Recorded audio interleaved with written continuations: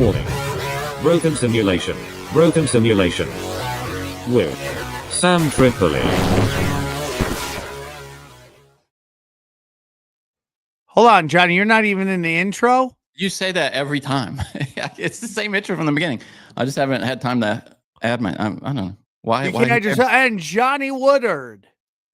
Yeah. Okay. You can't get in that to win it. In it to win it. That's funny. Every time you see the intro, which is rarely, I guess. You say that. Dude, I don't listen to my own podcast because we're live. We're in it. We're in it. Welcome to another muted, Broken Sam. Sim. Or I'm muted. Somebody's muted. I'm not muted. I can't hear you. Oh, I can hear me perfectly. Hold on. I might have to go. StreamYard does this thing sometimes where StreamYard. I can't hear anything. So let me just go away and come back home. Find out, StreamYard.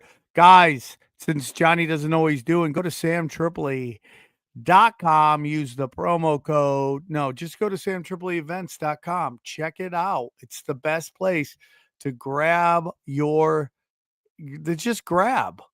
Okay, just grab some tickets, man. The shows are coming. San Diego, Boston, Broadbrook, Kansas City. There we go.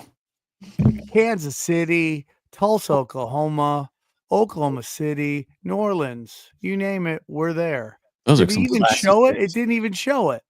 Those are some classy cities. Man, that sucks. There it is. Why did he show it? That's some bullshit. That's some real bullshit, man. There's Sam Tripoli's events right there. Yeah, here we are. The world has changed radically, I think, since we last had a Broken Sim. It's like we take a week off. We take a week off and we live in another dimension. Shit just goes crazy. And I think we have to talk about that, right? So I guess when we left off, it was everything everybody was talking about was the protests, riots, whatever you want to call them. Yeah, you remember those days? Near LA. Yeah, which feels like a year ago now. 1,000 years. Dude, every week now is 2 years. It truly feels that way. Yeah. So since then, what has happened? Let's try to. That makes me about 1 billion years old. I feel that way sometimes. So since then, Johnny, did you move into an office, a WeWork? Is that where you live now? In a WeWork? This is just my office space in the new place, but I haven't. I'm still not finished. Look at, boxes. So Johnny, do you get your own room to do your podcasting in? I do. Look at the. Whoa, Johnny, moving on up to the top to a deluxe podcasting studio in the sky. Have you ever watched the Jeffersons before?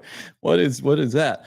So since we last broadcast, Israel bombed the shit out of Iran. Yeah. Trump was negotiating peace with Dropping Iran. F-bombs. Well, that's how it ended, or the most recently. But Trump was negotiating peace with Iran, and then the day after he said that was like their last chance, Iran just went ham. And then, if I was Iran, I would go ham too. And then Iran started throwing them back toward Israel. Seems like they got some lumps in. Pretty nicely. And it does. Israel's like, we didn't know they could do this. And most of the people in our sphere, I think, were like, please don't get involved, Donald Trump. Please just don't help Israel. Don't get it. Just stay out of it. Because the only thing left to do really for Israel was to draw America in. To draw America in, yeah. By getting us to use those 30,000-pound bombs, which everything I hear about those makes me. Every time I hear about them, I'm like, that's a psyop. That's fishy. Have you noticed the way Johnny asking questions? But seriously, have you noticed how the way they talk about these bunker busting bombs? The only military bombs. I mean, what? Come on down, nobody else can do this. Busting bombs. So what? I'm surprised it's not a restaurant called Bunker Busting Bobs. That's right. And you're gonna shit fire. And then so Trump it seems pretty against that. He's like, we're not going to do, we're not trying to get involved. We just want peace. And then it sounds like, based on everything I've heard, got into some kind of meeting with the Israeli delegation. Yeah. And came out of that with a radically different outlook on this conflict. And yes, What do you think? What do you think that was? Do you think they showed him good evidence that they were trying to kill him? Good evidence, faked probably. What do you? They were trying to kill. Who was trying to Trump, kill? like assassinate Trump, Iran, because we know they told him that. Israel told it's just Trump. bullshit. He's a Zionist, dude. Is that what you think? You don't think so? Because everybody behind the scenes, like Tulsi Gabbard, he humiliated her by saying he doesn't care what she thinks when she had just said that they were way away from. And apparently, he told her after that, behind the scenes, like, "Hey, if you don't get on board with this, you're out." And then the next day, she was right on board, like everybody. I've been like, goodbye, and then dude sets her up perfect to run next, which I would actually see as a play. Yeah, and then so then we hear the B-52s have been moved to Missouri, and then like an hour later, if you want to. And then an hour later, they've dropped the bomb, the big ones, on these Iranian big bunker Bob nuclear development sites. They've dropped them, and they're already back in America. And then the next day, Trump just unleashes the most bizarre string of truths. That's what we call them on Truth Social. We really do. One is like just slobbering on the military, like the only military in the world that could accomplish this feat. I mean, just going on and on. And then Netanyahu comes out with a statement talking about how brave Trump is, how brave the Americans are, the only military in the world that could do this stuff, slobbing on Trump. I think that was more like a reach around than a slob. But then Trump tweets, truths, "Congratulations, world. You have peace now." Like that was just that in all caps. And everybody's like, what the fuck is he talking about? And that becomes some 1984 War is Peace. Yes. And then he announces a ceasefire where Israel gets an extra 12 hours to drop bombs versus I mean, have you ever heard of a ceasefire where one side gets to have Johnny, you're coming from a logical point of view. You're trying to use logic in an illogical situation. That's your problem. You're applying logic. Well, here's the thing, though. It seems at this point to have worked. The Iranians agree, by everything we've heard, they've agreed to the ceasefire, and they were okay with it. They don't want war. Israel needs war. Israel needs war. Well, that's the thing. Do we give him credit for a win, though, diplomatic win, Trump here? I don't know, dude. Because he degraded their nuclear capacity, development capacity, if you believe they were even going for it. The inspectors I think they should have the right to nuclear weapons. I think Iran should have the right to nuclear facilities for power. I'm sorry. Yeah, well, but in the inspectors, one country over there didn't attack anybody in 250 years. The other country has what they call the Samson option. So which one do you think should have nuclear weapons? Yeah, I'm kind of just over it, dude. I'm just going to be honest with you. I'm kind of over it. The days of tiptoeing around it, trying to be nice to everybody. When you hear like everyone's talking about how a certain country over there is planting a false flag, it's so bad. And it's really pathetic. And I'm tired of dancing around it. Now you got IDF soldiers shooting on people just trying to get food. I'm sorry. I'm done. I'm out. I did the days of like trying to care about people's feelings and not want to upset friends and family. To me, is done. It's done. If you're on this side, and it's fine if you want to still stay on the side of a certain faith, which I still love them. But anybody who thinks this is anything other than a war crime and neocon bullshit, I'm out. I'm sorry. I have no respect for you. My children are 5 years old. Okay. I had 2 kids that are 5. And they're trying to tell me that they're terrorists, that the kids their age are terrorists. Dude, they bombed whole families. These generals and some of these scientists they killed were at home with their extended families, and they just blew up the whole apartment. And building. The IDF is coming home and unaliving themselves at a giant rate. So it's evil, and it's sad, and it's pathetic that people care more about their careers than they do about a genocide happening. And this applies all over the place. It's my argument against UFOs, Johnny. I'm like, the UFOs are here to make sure there's not nuclear war, but they don't care what's going on in Gaza. They're fine with that. The Japanese Greys are fine with that. They're fine with what's going on in Congo. They're fine with what's going on in Yemen. Sorry, the Japanese Greys are Riri. I'm going to be honest with you because we're 10 minutes. Okay, we're past 10-minute point. We can be a little bit crazier. But I'm sorry, dude. Don't respect it. I'm anti-war to the bone. And when I hear people talking, hey, get out of New York, people are talking about how intelligence says a false flag's going to happen. And this is why they've completely screwed themselves. Because if something does happen, the majority of Americans will know exactly who did it. And I'm not saying there aren't people who came through the border that are military age and aren't here for good purposes. Nope, that's a big problem when you have a porous border and you're a military and economic bully around the world. That's what happens. Sleeper cells. But I'm sorry, there's a history of one country attacking us, and there's a history of another country not attacking us. And history says it will repeat itself. I'm sorry. I'm done with this BS. I'm done with everybody tiptoeing around so people. I'm tired of fat old men that will never see any moment of war wanting to send young guys to die. I'm tired of it. And I'm tired of Zionists pushing out these e-thoughts, these hot chicks to push their, like girls who look like every Israeli with blonde hair and black roots looks like they bleached their beehole. That's all I'm going to say. I bleach my beehole energy. All right.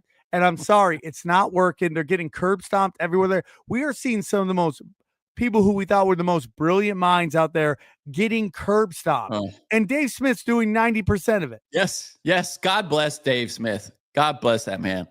I mean, the guy is Jewish and he's not, they've just said he's not allowed in Israel. Boo-hoo.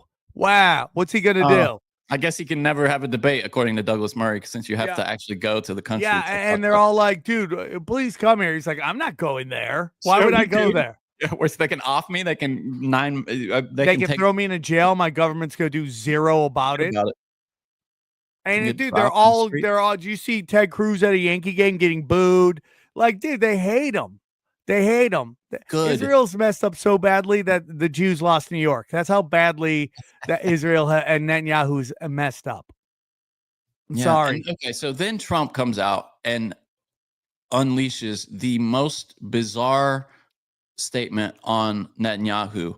And now I want you to listen to. I'm going to read this, Sam, and you tell me if he is being sarcastic, because I've heard the Trump defenders saying that, oh, dude, you just don't get it. He's actually roasting BB here. He's being sarcastic. I'm going to read this.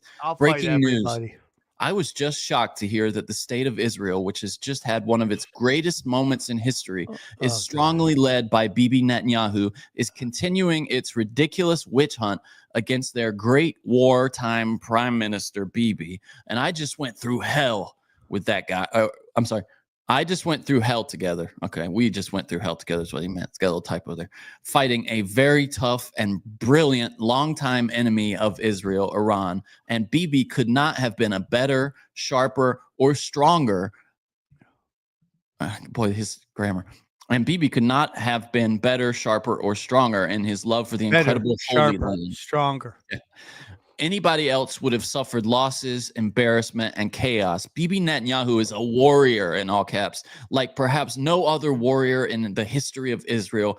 And the result was something that nobody thought was possible: a complete elimination of potentially one of the biggest and most powerful nuclear weapons anywhere in the world. And it was going to happen soon, he writes in all caps. We were fighting literally for the survival of Israel. And there is nobody in Israel's history that fought harder or more competently than Bibi Netanyahu. Despite all of this, I just learned that Bibi has been summoned to court on Monday for the continuation of his long-running, and this is a parenthetical, he has been going through this horror show since May of 2020. Unheard of.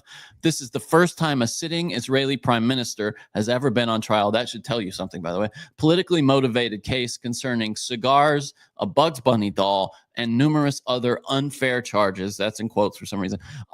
In order to do him great harm. Such a witch hunt, in all caps, for the man who has given, so much That's unthinkable to me. He deserves much better than this, and so does the state of Israel. Bibi Netanyahu's trial should be canceled immediately, or a pardon given to a great hero who has done so much for the state. Perhaps there is no one I know who could have worked in better harmony with the president of the United States, me, than Bibi Netanyahu. It was the U.S. of America that saved Israel, and now it is going to be the United States of America that saves Bibi. This travesty of justice cannot be allowed. Yeah, get out of here with that garbage. Is that sarcasm? Do you think? No, it's not sarcasm. Okay. Yeah, because it's like the cold data people, I call them. The cold data people are calling them out. And they've been saying it forever that these mega people can't come to grips with, being betrayed. And it's just the truth. And here we are involved in another Middle Eastern skirmish. And Israel, everyone thinks Israel runs the United States. They don't run each other. We're ran by Switzerland and the black nobility and all that. So, and it's just, they have to, the DC has to protect the Bank of England's territories in the Middle East. It's just the way it is. It's why we buy Saudi oil. We make enough oil. We have totally enough oil, but we have to buy that oil because that allows the House of Assad to control Mecca. That's how that works. That's why we do it. There's no logical reason we shouldn't be buying oil. We shouldn't allow this other country that we don't need their oil to, in fact, raise gas prices on us or oil prices on us, and that's just the way it is. So he has to do it. And what do you think he means by this part right here? It was the United States of America that saved Israel. Yeah, and now it's going to be the United States of America that saves Bibi Netanyahu. What do you think he means by that? Because once this war ends, they're going after Bibi. The Bibi. What does he want to do to him though? With him, he said it in there. He wants a pardon. He wants him to be able to go live his life and just sit on the beach. How is he going to affect that? He doesn't have any power. Well, he's not talking about him. He's talking about the neocon Zionists. They're going to be like, yeah, let him go. Okay. Or they're going to hang everything on him. I could easily see where when this is all done, Netanyahu takes the entire rap for it, and he just gets thrown away and discarded. And slowly over time, people rebrand his image. Because he's setting him up like he's a Churchill type figure. He's misunderstood. He could be because Churchill was a scumbag too. Yeah. There, I said it. I said it on that road, but yeah. So yeah, what a strange couple of weeks here we've had. What do you think happens next? Because I couldn't tell you. I couldn't have predicted a ceasefire this quickly. It tells me that Iran is maybe kind of. It's not ceasefire because Israel keeps violating it. Yeah. So it's just like Iran is trying to do everything they can. Listen, dude, they've just empowered Iran. I've been watching all these videos on it, and they're like, dude, the real extremists in Iran have taken over. The Ayatollah, who's in power? Ayatollah Khamenei. He's in hiding because they want to take him out, which is crazy because he's 82. You'd be like, dude, what are you gonna do to me? I'm 82. I've lived a full life. They want to take him out, so he's in hiding. So he's not even running it. It's the extremists that are running it. He's 86. Yeah, so he's even older than him. It up. Old men sending young men to die in wars. Get out of here. I'm over you. I'll fight everybody. You know what, though? Here's an interesting thing that some people are worried about. I know you probably aren't, but Khamenei has a fatwa that says that they are not allowed to use nuclear weapons in like the Holy War or whatever. And when he dies, that expires. So some people are concerned that maybe he was actually like a moderating force, like so many of these people we force out. It turns out they were kind of keeping the guy they want to install into there is a British royal, which is consistent for the Middle East. Are you talking about the Shah's son? Is that who you're talking about? Okay. Yeah. The Shah was a British royal, just like the House of Assad is a British royals. Yeah, a guy who has no legit connection to Iran anymore. He's been in exile his whole life. His whole life. So Trump has this right after the ceasefire. The next morning, Trump is coming out onto the lawn, going to Marine One, and he has a little meeting with reporters, which ends with him saying, and I don't want to play it because it's the F-bomb on YouTube since we're going live on YouTube. He says, he's dropping all kinds of bombs.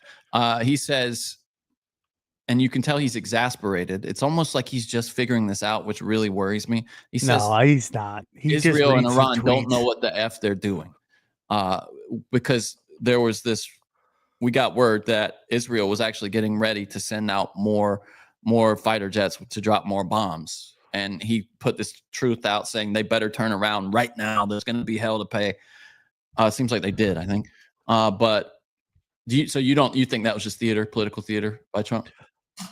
Yeah, I mean, Trump is probably the first president that cares about his tweets, cares about how people react to his tweets. But the video of him saying they don't know what the F they're doing, talking about Iran and Israel, mostly Israel. Yeah, he's reading his tweets. He knows everybody hates this war. They all think it's fake and gay, and they don't want to do it. And he's reading the tweets because he likes to be liked. But he's caught in a, does that give us some accountability to him? You know what I mean? Or give him some accountability to the people, you think? Is that good in a way? I think it's a way to manipulate him. Okay. I mean, if you had an election today, the White House would go Democratic because people are idiots. And they just think running back, and like Kim Iverson, who I love her content. She's like, I'm voting Democratic down the whole thing. It's like, why? They did the exact same thing. It's like you keep running between these two murder parties. Yeah, they're the OG neocons. I mean, like, what are we talking about? Yeah, I agree. Yeah. So anyway, that was the entire decade of political drama and military drama we've had over the past week. By the way, this is our non-political podcast, so enjoy that. Enjoy that. Yeah, I mean, it's kind of. I feel like, but I don't know. Johnny, it's the hot topic. Yeah, it's a hot topic, but don't you? I just feel like this podcast is just for whatever is. This podcast is for whatever. Johnny, I got some bad news for you. Oh no, more bad news. Yeah. What? We can't call this podcast Hate Watch. There's already a podcast called Hate Watch. Oh, really? Oh, that's it's sad. It's sad, but congratulations to them on an amazing name for a show. Yes. I wasn't going to change it anyways, just so you know. I was going to pull veto power. We're broken to the day we die, dog. Yeah, we'd have a segment called Hate Watch, but you know, it is what it is. Johnny, I have stories. I have to ask you, did you ever get a chance to watch the Pee Wee thing? No, dude, I haven't. Because we've been, this move has just been dominating my life. So, as you can see, I'm not even woke, you won't get Mexicans to move him. He's like, no, those are dude, people, this they're is indigenous. with the Mexicans. This is what happened was they came and brought millions. I'm telling you, never seen so many boxes. I live with 2 women, and they have a lot of shit, bro. And these Mexicans come in and pack everything, and they wrap it in paper. Like, dude, they had like, okay, so this is a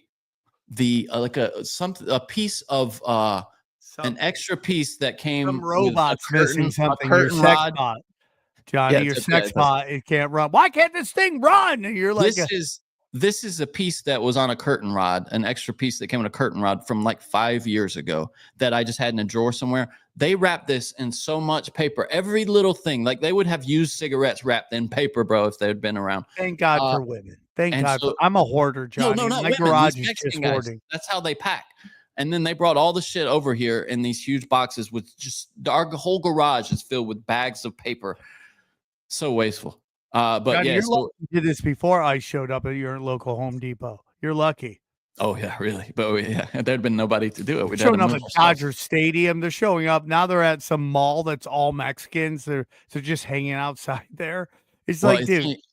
And did you see? So since you brought that up, there was, because you hear liberals say like nobody wants this, man. You even had Rogan saying on his show this week, nobody wants this. Nobody voted for this. People wouldn't have voted for it if they had known this was going to happen.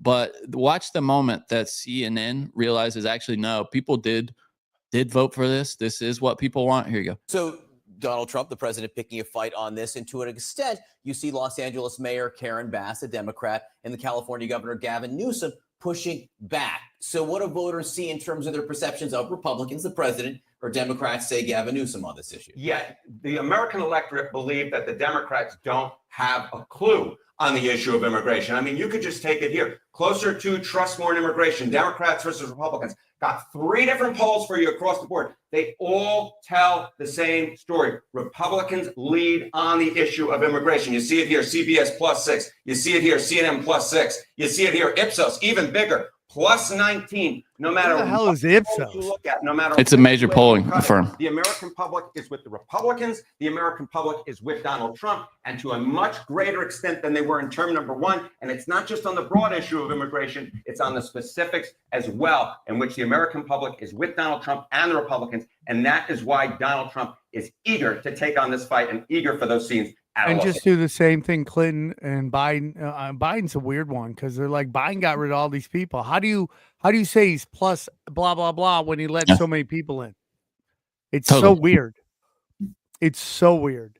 But it seems people, this is, I mean, I see it all the time on my Twitter feed. This is what I voted for right here, as you know, people getting swept up at Home Depot. Roseanne, who I love with all my heart, was like, when we're bombing Iran, she's like, this is what I voted for. I'm like, oh. She's got that Zionist bone though, right? Like yeah, I mean, they all do. It's like, you can't hate that. You can't hate them. I'm just over it. I'm over the argument. I go, okay, you're Jewish and just not going to be able to discuss this. And there's no point in having a conversation because you have a blind spot the size of a black hole when it comes to this. And there's no other place in any other time where we'd be okay with this. And I wish more people got upset about what happened in Yemen and what's happening in the Congo. Yes. Which do you believe that we have peace now there as well? No. We had a peace deal signed by Rwanda and Congo to end the fighting. Over there? I hope so. Well, yeah. Oh, you didn't hear about this. Okay. This is like 2 hours ago. Rwanda and the Democratic Republic of Congo have signed a U.S. brokered peace agreement on Friday, raising hopes for an end to the fighting. So that's another feather in Trump's cap if it holds. Is he going to get the peace prize? What you're seeing right now is Europe remilitarizing itself because the U.S. can't do this anymore.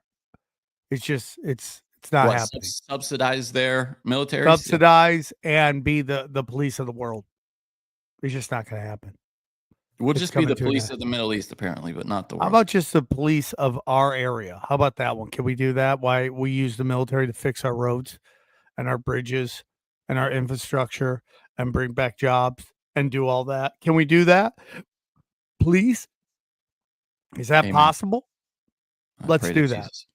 So, Johnny, Daddy's been on the road a lot. I got a couple weeks off here, thank God. Mm-hmm. Get to hang out with my kids that I love. I love all my kids. And all of them? You got two. I love all of them. So I am I just went to Cleveland and then I did Detroit. No, then I did Pittsburgh. And then I did Bohemian Grove in Florida, and I like to go through all those. Yes. The first one we did was Cleveland. Cleveland is a magical city.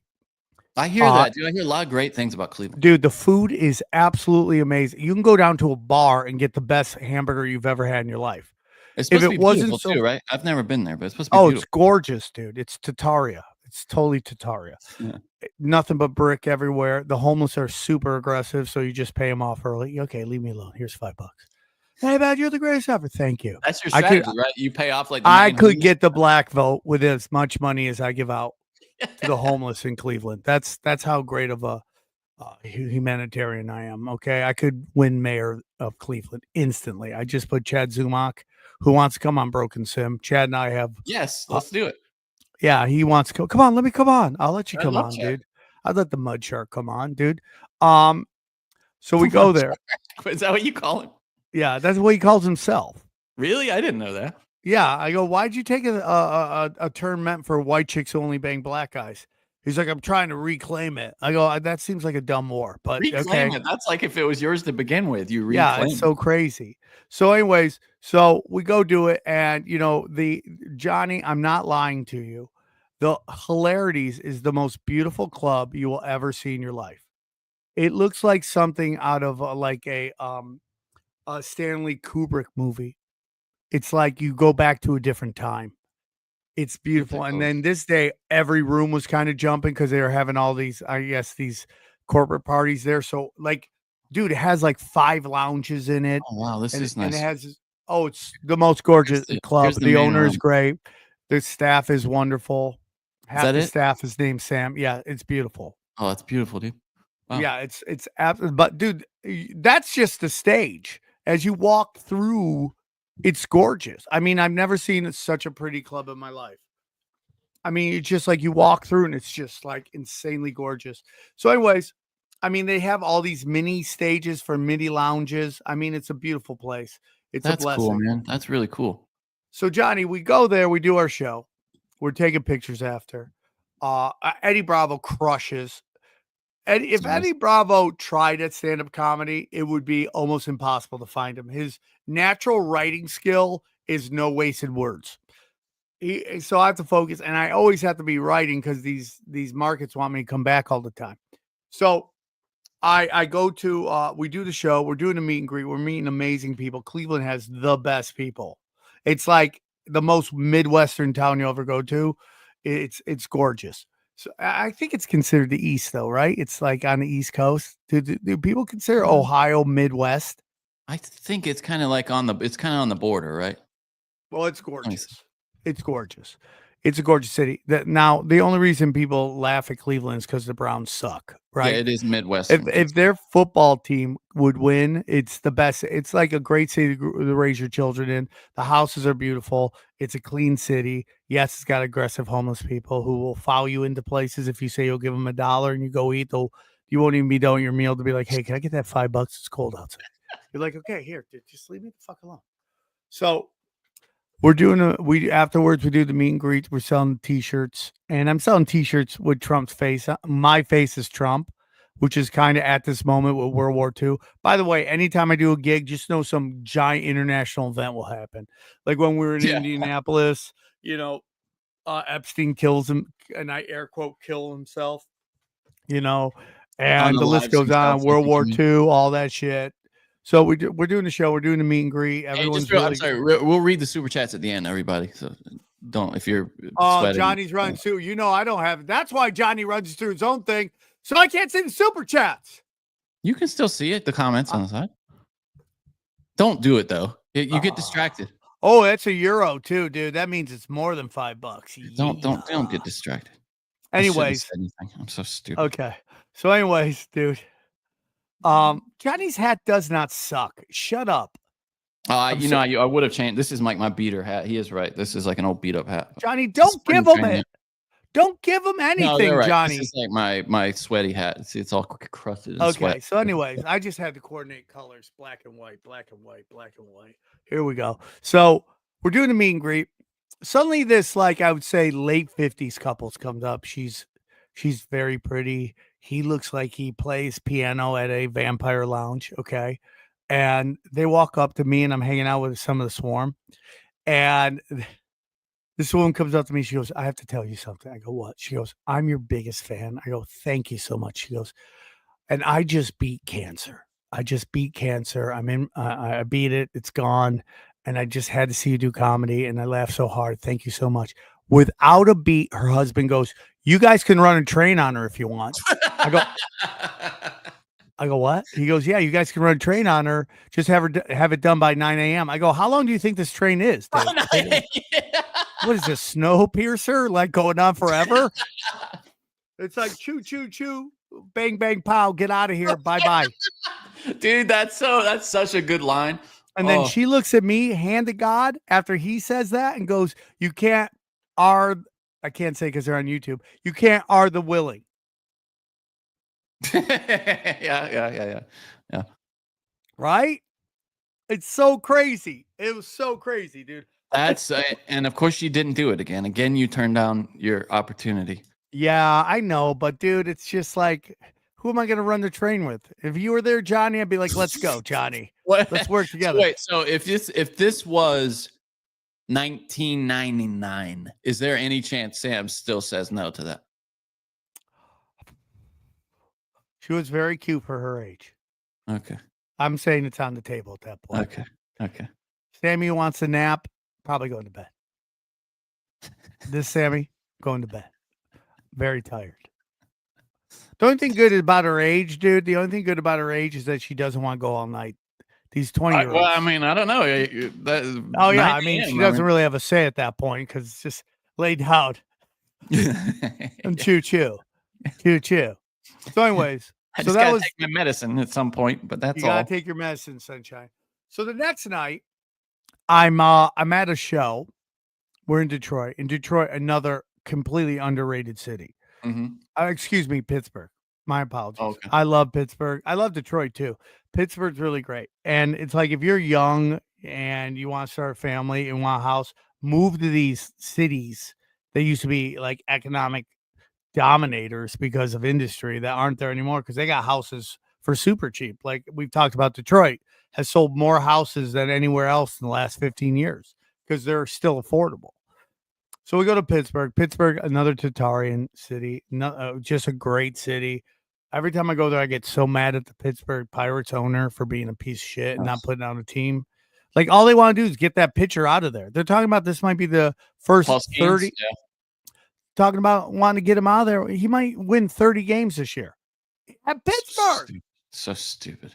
You know how hard that is?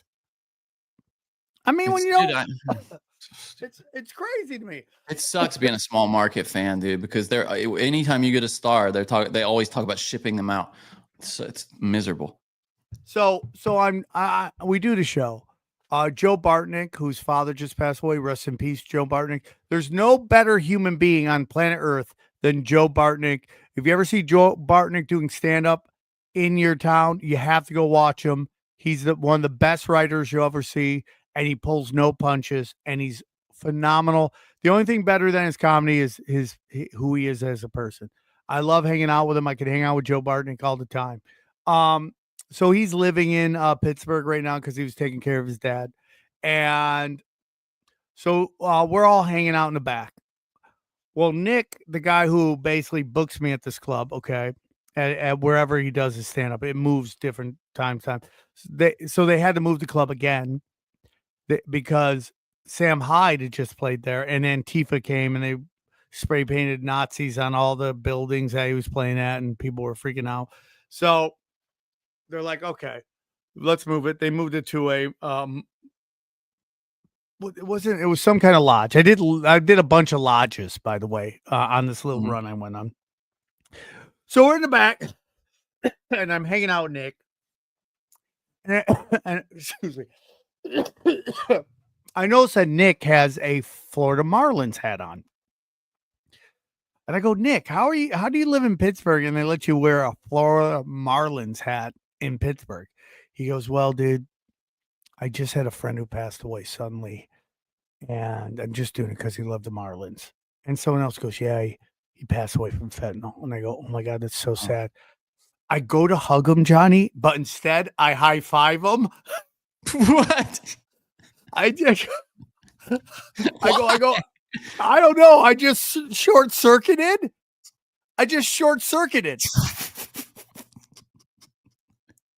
least you didn't the only thing worse would have been really dapping him up, like super black hip hop style, like, yeah, bro, good.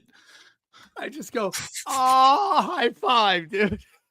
And I go, why did I just high five you? And he goes, I don't know. Why did I high five back? And I did. I was like, that just lets you know what kind of emotional robot I am. Yeah. Just an idiot. Just a pure idiot, dude. Like, high-fiving. Your mom is dying? All right. Oh, my God. Your mom passed. Oh, my God. You got full-blown AIDS. Your girlfriend's cheating on you with a black guy? Damn, dude. Yeah. She got a train run on her by the Lakers. Awesome, bro. Yeah. Nice. Did I ever tell you that the animation I pitched one time to people was about a story about two biracial Siamese twins, one white, one black, one like Shaft, one like who's a famous white detective? Sherlock Holmes, right? One looks like each of those. Jacques Clouseau. Yeah, whatever, Inspector Gadget, whatever. And their whole job is they just want to find out who their dad is. And they do the whole investigation, and it finds out that after the Lakers won a championship, they all ran a train on their mom, and they have two dads. That was the pitch I made. Should be easy to narrow down the white father at least, but yeah, it was who's the white guy on who's the guy that Mikhail clotheslined? The guy who coached the Lakers for a little while? Yeah, Rambus. Imagine finding out your dad's Rambus. The guy who could not coach. Like everyone wanted him to be a great coach, and he just could not coach. He's just one of those guys that out hustled everybody. Every coach, every place he went, he couldn't coach. Minnesota, Lakers. Anyways, so that was that, dude. It was great. It was a great time. New jokes. Had a great time. Dropped some hammer. So anyways, so the next week I'm in Florida at Bohemian Grove. It was like I just did so many podcasts. I was so tired by the end of the week. So I get in wicked early. I'd say like 5 a.m. I have to drive an hour to this place, and they're basically putting me in an area of Florida that is growing. Do you know what it's called? It's called the Village. Do you know what the Village is, Johnny? It's like retirement stuff, right? It's a swingers community. Yeah. It's a giant elderly swinging community. And, I'm 3 years away from discounts at Denny's. So I'm looking around going, I might dominate this place. I get 55. I move in. I'm going to the hip doctor going, you give me $100 a hip, I'll keep you working. I'll send them all. There'll be a Congo. You're going to add this referral link to your website? Yeah. Yeah. If I've broken your hip, use this referral to this doctor, right? I might not have to work again. I'm just knocking bottoms out of grandma's. So. And then she hands you a business card for the local VD doctor. Yeah. She's like, here you go, Sonny. I ain't afraid of what you got. I'm not afraid. I'm immune. I've done enough podcasts on disease. I know what's going on. So anyways, and they like to tell each other what they're into based on these loofahs. Oh yes, I've heard about this. You put your loofah on your golf cart, and it lets everybody know what you're into. So weird. Pink, black, blue, all that stuff. It's kind of like those college parties based on like what lipstick or wristband you have on is what you're into. So. And it sucks when you're driving in a real car and someone in a golf cart just pulls out in front of you and you got to go golf cart slow. Yeah. And I'm like, I'm never getting a golf cart. I'll drive my car 2 feet to get a coffee. I don't care because I'm going to run this place. And the Village is growing. It's becoming huge. So there's so much action down there, dude. There's so much action, John. I know you think you're action. There's a lot of action. Johnny, you're going to be old someday and you're going to be thinking about it. Oh, dude, I'm telling you, man, I remember being like in my 20s and going, there's a really nice like retirement community near where I'm from and thinking like, dude, I could imagine living in a place where they have a movie theater built into, that's what I always liked about Park La Brea. It's got its own movie theater, barber shop. You got everything you want right here. They bring all the politicians in to come campaign there. You can hear all that shit. No, I could totally be into that. And then yeah, dude. At some point, you are that age, and you might as well have a good time. Just running through no risk of pregnancy. Yeah, just blast away, bang, bang, pow. So, anyways, I wanted to tell you this other story. But you guys said I told you that in confidence. I'm like, you never said that to me. So, anyways, we go do the gig. It's Bohemian. At first, I go do Ninjas or Butterflies. I love hanging out with those guys. Yeah, I saw that. Yeah. And those guys get it, dude. They're like when you're in show business, you meet so many scumbags, and the Ninjas or Butterflies guys are the best people on planet Earth. They're the nicest guys. Do you call that show business though? Really? I mean, podcasting is show, and it's a business that they run. So. Yeah. Yeah. When you say show business, I think like California. No, I get that. And it's dying because there's so many scumbags in it. If you see what's happening to LA and New York, it's a rich kids Disneyland. All the rich kids from all over the country move there because they want to be Sex in the City, right? That's what they want to play. And they bring their, I don't have any real problems in the world, so I can just make believe world problems. Like, do you see Bernie Sanders on Joe Rogan getting curb stomped? Oh, boy, did he. Oh, my God. And that's the best they got. That guy is a New Yorker who talks shit. The best they had. Yeah. I mean, it was so bad that Bernie apparently like cut the interview short after that. I gotta go. you can tell it was so You've apparent kicked my lady dick in. I gotta go. He's not used to getting any kind of pushback. You know, you could tell from like in interview space, like they're not used to being confronted, Democrats, because it's just all friendly audiences, you know, friendly interviewers. He looks so miserable in every interview he does. Are you prepared for this? I am well prepared. What do you? Oh, is this? Hold on, that's one of those goofy things. Hold on, just a second. Here's the real one right here. Just a second. But yeah, respect to Rogan for really holding his feet to the fire on this, because it kind of proves that even a guy like Bernie, who you kind of say like understands the reality of the world in many ways more than most Democrats, is got another blind spot on this issue. Thanks.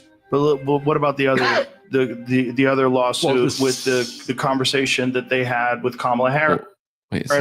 Where they edited the answers that she had to make it look more precise. 60 Minutes, they were suing 60 Minutes. Yes. Is, to my mind, historically, even around for a very long time, you know, they're not infallible. But I think you look at most objective people will say 60 Minutes has a sterling reputation for investigative journalism. Are they wrong? But that's not investigative journalism if you change someone's answers. If you ask her a question and she comes with a rambling answer that doesn't make sense, and you edit that out and insert another answer to a different question that seems more cogent. Joe, you're walking down, you're walking down a dangerous path. Suing media has the impact of intimidating media. All right, if somebody sues you, all right? This music, by the way. And by the way, just so you know, Joe Rogan's suing CNN. So this is like for making him look like. And I don't know if Bernie Sanders knows that, but he brings it up. Who, Rogan Bernie does. Sanders? Or does? Rogan brings it up in this. That they tried to make him look like he was sick and lied about him taking music. What now? Are we gonna get dinged because of this music? No. It can't be. I can't imagine it is. If it is, it will snip It's it. YouTube, dude. Right? Okay. No, but I don't. I mean, what is? It's like instrumental shit. Most of that's Okay. old. Somebody sues you. You know, why not you? You could be sued tomorrow, right? Because you are doing this. You're too sympathetic to this. Right. And Joe, you did that. And they have a big law firm behind you. You're going to have to spend zillions of dollars defending yourself. You know what? Next time you do an interview, you say, maybe I'm not going to go in that area. Right? No, but it's not that. It's editing things to make deceptive editing. Joe, so in deceptive editing, I don't you know give people a different perception of who this candidate is than reality. Right, but you got to explain. But that's not objective journalism. I know, but that's campaigning for that person. Right, but would you agree with that? I don't have those details. I don't know that I agree with your analysis of it. I don't know enough. I think that's universally accepted that that's what they did. And you got to tell me why he is suing ABC. Why are you suing Meta? Let's just talk about the 60 Minutes one first. No, but it's not just. We could go to ABC, but I'm not aware of that one. Well, George Stephanopoulos said something that he didn't like. But the point is, what did Stephanopoulos say? I can't remember. It was I honestly don't know. But well, I think what he was saying. What was it? I think it has to do with the fact that George Stephanopoulos was calling him a R or artist. Oh, okay. And that was never said in the trial. And he was just pushing a narrative, because what he was found guilty of, and I'm no Trump fan, and no matter what you say, go back and watch what I've said about him. People go, "Oh, we got lied to." I would tell you that, yeah, you got lied to, but if you study Trump, he was going to do everything he's doing right now. You knew it. So I would say to you that, I'm not defending Trump as a president or anything like that. I want to get into some of the stuff that comics are saying about all my friends who are podcasters. This notion that these podcasters are saying that, you should feel responsible for all this stuff that's going on with Trump. And my question to you is, do you think anything would be different if Kamala Harris was in? And Dude, she was more out there than him, on the Iran thing. Yeah, 100%. And the difference would be, and I've said this on a bunch of podcasts, but the only difference would be that Trump's press conference has all these closeted gays, and Kamala Harris would have trans, fat feminists, and BLM behind her. Those are the only difference you would have. Yeah, mostly out gays. Trump has the closeted gays. Kamala has the outer gays. Yeah, 100%. So, and I would tell you the closet gays are way more dangerous than the outer gays. Oh, You know, yes. the outer gays can't stop virtual signaling, and it's this new thing that I was talking about with people Yeah. on Conspiracy Social Club about how conformist the gay community is. It's like unbelievable how they conform to every psyop. They buy it hook, line, and sinker. For people who are talking about how they've lived on the outside and been outlaws and all this stuff, they just, I mean, there's not a narrative that they don't deep throat. I mean, it's literally and figuratively, okay? That, you know, they're the first one to get any medical advancement, let's just say, because we're on YouTube, medical advancement. If there's a march or a protest, they're always there with their signs, everything. They just, I mean, I've never seen a group that tries to live such non-conformist lifestyle that are so conformist. It's the most insane shit to me. It's just crazy to me. So anybody going, and you know, there's podcasters out there who I love, who I respect as comedians, you know, like Marc Maron. I don't know if you're watching his new show called Sticks. It's absolutely amazing. It's a great, great. Yeah, I started it, and I was kind of not turned on by the previews, but then I started watching it, and I was like, oh, this is really fun. Great. I mean, here's the thing about Apple. They're going to be woke, but they're so good. You really don't understand how woke it is until you're really deep into it. Is that worse though? Is that almost worse? Because it's kind of it is worse, but it's still quality entertainment, right? They're really good at entertaining you. Like Murder Robot drives me nuts. Okay, Yes. but you know, at least Murder Robot makes that ultra woke crew look stupid, like they are idiots. And that is kind of why I'm okay with Murder Robot, because everybody in that crew is an idiot. Yeah. You know what I mean? Yeah. I mean, but hold on. I have to send this. Well, okay. I'll do. Let me just finish my whole thing.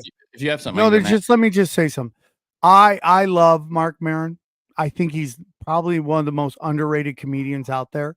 And this is from a guy who gets all the, you know, Netflix specials and all that stuff. But his notion that these right wingers that had Trump on are somehow should feel bad about it. It's like, dude, you interviewed Obama, who illegally assassinated Muammar Gaddafi, and has caused open air slave trades going on in Libya. He created ISIS. It's a well-known fact that Obama created ISIS. Like, and you did this after the fact. What's worse when you know somebody is the drones? And again, Marc is great. I this guy right now that is like the super woke guy who's known for making people cry at the Comedy Cellar is just insane to me, because he's such a fuck. His jokes cut.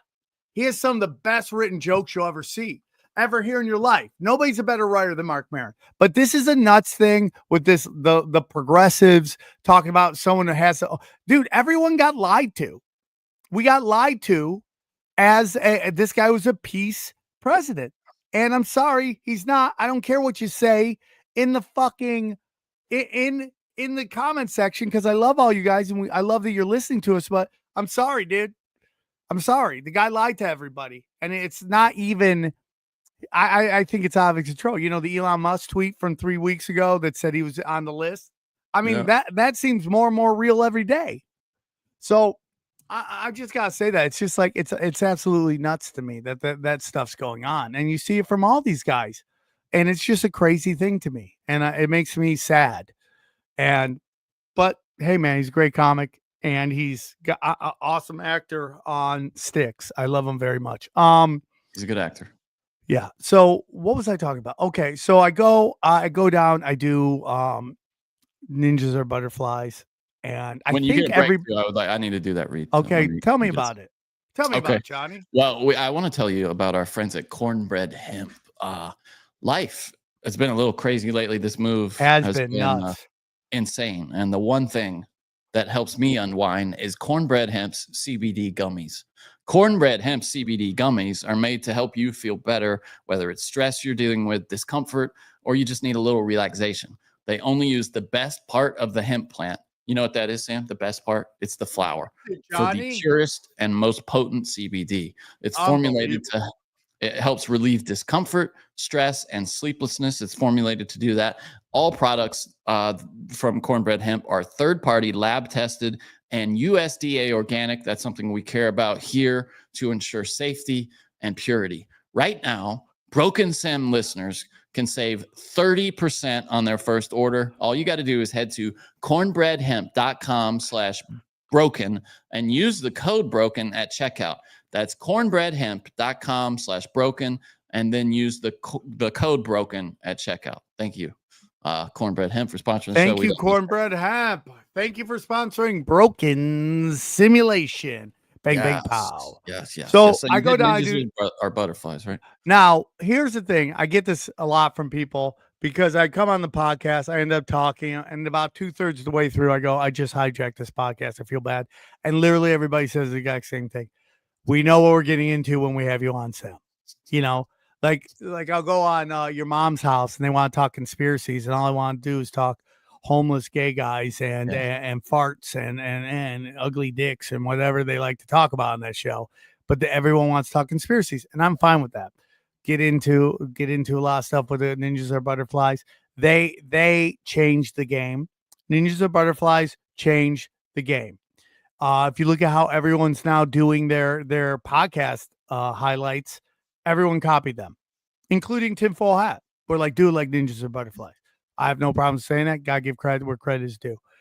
Really good people, dude. Really good people. They sing on their pod. I mean, they're just fucking amazing. But you get there, they got, oh, dude, and they sing amazing. And they do it. What do you mean they sing? They like play. They just have circle. They open their show and they wrote a song and they sing the song, and one of them plays guitar, and it's the nicest, most amazing. We really suck, huh? We just suck. Like, yeah, we do suck, Johnny. Talent. Maybe we should open. Well, Marc, the booker, used to open up with rap. I guess he's not doing it anymore, but he used to open up with. Yeah, hey, Johnny, we support artistic endeavors. Oh no, I just didn't know that. I'm wildly impressed. I would love to hear. I think Marc should send us some of his rap so we can play it on the show. Is he in the comments here? Hey, Marc, hit me up with some of that rap. I want to. Yeah, we want to play your rap. But so anyways, I get there. So the first time I did it, I go into this kind of empty office, this empty building, and I'm like, okay, they work out of this empty building. They probably got a deal on it. This time I go and it's full on working, and they have a t-shirt empire going. An empire, dude. What do you mean? It's like, dude, they have like 100 employees. Like, there's all these like young people running around selling t-shirts, making t-shirts. Then they're like, hey, let's show you the place. They bring me around. It's amazing. I go in, they got a giant, the building doesn't even look this big. Giant t-shirt make. I mean, like a warehouse of just people making t-shirts. That's where we're stupid. Well, I don't know. So it's all just, they sell them online or in stores or what? I don't understand. I think it's called Sunday Cool. I think it's called. What's that? That's the name of their business, I think. Let me look Sunday it up. Cool. So it's not just like themed merch. It's like a brand or something. Oh, I see. Okay. Oh yeah. So this is actually like a brand. This is like toxic, totally toxic. What's it called? Fully toxic. Yeah, but a little more successful.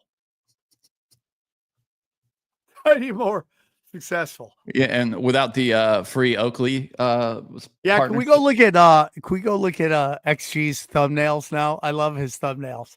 His thumbnails for his YouTube? Yeah, he's got body blue. Granted for doom scrolling, I put hot chicks on every single thumbnail. It's XG Marks the Spot is his YouTube, right? Go check it out. XG Marks. Oh, here we go. Okay. Wait, he's making his YouTube face or his Instagram face on all of these. Hold on. If this is what you're talking about. Hold on. Yeah, the new one is great. But he's actually pretty good at those thumbnails. Look at that. Look at that. That's his face.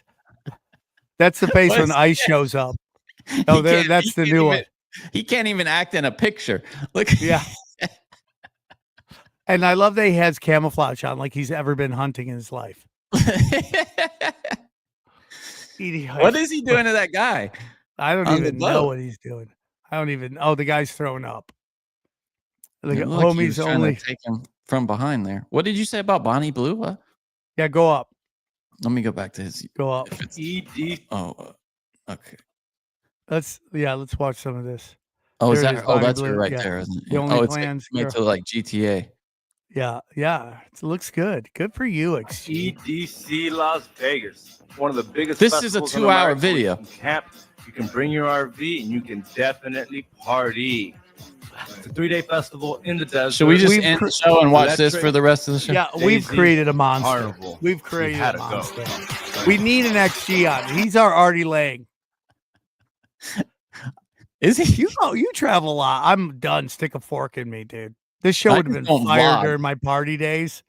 During my party days, this would be fire, dude. I'm too self-conscious to vlog, like to carry around a selfie stick. You know what I mean? Just Oh, feel I like a love it, dickhead Johnny. doing Hey, it. I'm at this emo show Yeah, watching I these don't know. 70-year-olds rock out. The way Van Neistat does it, I really our guest on Broken Sim of a couple of months ago, he has a vlog situation that's really doesn't like art. I could see doing that, but I just can't. I don't know. I just get too self-conscious to like everybody's looking at you like, who is this fucking guy? You know? No, now it's normal. To I just know. walk around with a camera. Everyone's like, oh, they're vlogging. Like, I can't take people dancing in public. Like, if I was ever on a flight and someone just started dancing in the middle of the thing, I would be very tempted to be like, enough. Just jump out of the plane or something. Yeah, this flying experience is bad enough. I gotta watch you badly dance in the aisle. Nobody wants that. Is that a thing that's happening? People are dancing on planes? Yeah, Really? everyone's already calling XG's new show the #1 podcast in the world. Unbelievable. I've heard that. Congratulations. Yeah. It's Yeah, not this world, unfortunately. It is Mars. It's the #1 podcast on Mars. But So I go, I do Ninjas and Butterflies, have a great time. We get some deep conversations. Then I gotta go back and we go to Bohemian Grove, and I'm gonna give the guys their flowers. It went off great. They did a great job. Obviously, I'm not happy that Tower Gang isn't together. I'm not involved in that. My children are fighting. Let them work it out. I hope they all come back together and don't get in a fight over stupid stuff, because it would be nice to have all the guys there. And that's all I gotta say to that. So basically, it's ran at this Moose Lodge. They found a Moose Lodge that they're going to turn into what they call the joke joint. And a Moose Lodge is where your grandpa used to do butt stuff. That's what Moose Lodges are. That's where your grandpa used to go do butt stuff to be in a secret society. That's what it's all. Dude, somebody, okay. You don't want me to read these ridiculous. No, we'll save it for the end. It'll be a funny bit at the end. We'll do it. I see it. Okay. But we'll save it for the end. So anyways, I go there and it's great. I walk up, I'm already self-conscious because I'm too fat for my belts. And Top Lobster comes, hey, dude, you need a shirt? Extra large, right? I go, hey, dog, fuck you. Okay. Yes. The answer is yes, but still fuck off. Okay. Okay. When you're asking a guy's t-shirt size, you go one size shorter. So you go, no, actually give me an extra large, but thank you. You don't go, hey, dude, fat or super fat? Fat or super fat? So the first night's there.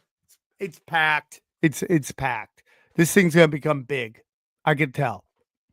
And again, based off Sam Tripoli's weekend. Gone. If we weren't moving, I would have gone. I wanted to, but. Oh, you would have loved it, dude. Next time we should do a Tim Full Hat live. Yeah, I'd be down. I talked to Top Lobster. He said you and XG should come next, but I mean, it was just impossible with the move. I was going to come. So I go there. Jake Shields there. Jake Shields a great guy. One of the greatest martial arts artists of all time. If you look at his run on who he beat in MMA, it's like the who's who of his weight class at that point. The only person that he kind of lost to in his run was GSP, who's considered the GOAT of that weight class. Yeah. It's like nobody's beating GSP at that point. I know Matt Serra did, and that's fine. But the whole point is that, he's such a good guy. And it's so funny. So I send him a text after that. I go, hey, Jake, I just want you to know I had a great time hanging out with you. You're such a class act and a good person. You're very authentic. And I'm just very thankful that we're friends because I just think you're a wonderful person. It means a lot to me. Text me back. Yeah, man, it was great. I'm like, okay, why don't you just call me a homo after that fucking text? I send you this loving text and you're just like, yeah, fun times. Okay, thank you. That's it. So the whole I go up, I do my show. It's great. My friends are there. Bunch of swarms there. A bunch of all these different podcast fans are there. A bunch of people who've been on the show have been who've been on our show. We're guests there. The podcasts are great. You know, they need a couple tweaks here and there, but that's okay. That's the first time producing a live show. They did great. So the second night is the big night. You know, so funny. I go to Top Lots. I go, dude, you gotta like figure out the scheduling because it's a lot all in one day. You know, he goes, yeah, it's okay. Tomorrow's the comedy. I go, what the fuck am I about to do? What is this, a TED Talks I'm about to give? I'm about to do stand-up comedy and crush this motherfucker. So anyways, how was your set? Set was great. New jokes, had a whole bunch of jokes. The only joke I wish I would have brought back is the I need to fine-tune the Mary Poppins joke because that's a classic. Even though no one knows the movie, it's still a classic. Anyways, so first night goes off with I do the Nephilim Death Squad show. Crushed it. They have a great show. Those guys are good guys. The next night is the comedy night. Supposedly all the big names are going to show up. So it's everybody, you know, like me, Jake Shields, and a bunch of other people that, and Owen's there. So, you know, I went and did another podcast. I did Clint's podcast. I did Jose's podcast. The redheaded Josie, the redheaded libertarian, they all did it. And I just wish they could have gone to Bohemian Grove. But, you know, Austin Picard there, who is like the greatest researcher of all time. Yeah. We all did a podcast together. That's going to be coming out Saturday or Sunday morning. It's going to be a bonus episode on Tinfoil Hat. So you guys are going to be able to hear that. It was a very in-depth, deep conversation. So we put that out. We do that. I rush back. I think the show's at 7. They tell me, hey, the show starts at 6. I was going to nap real quick. Got to run over there to do the podcast. I get there. The show doesn't start till 7. But I show up and Owen's there. And, you know, it was like old times. I've always been friends with Owen. And regardless of what everybody thinks, I've always said Owen's super funny.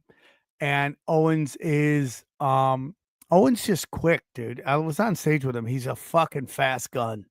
He's a fast gun. Well, so Jake was. How did it like go when you were there together?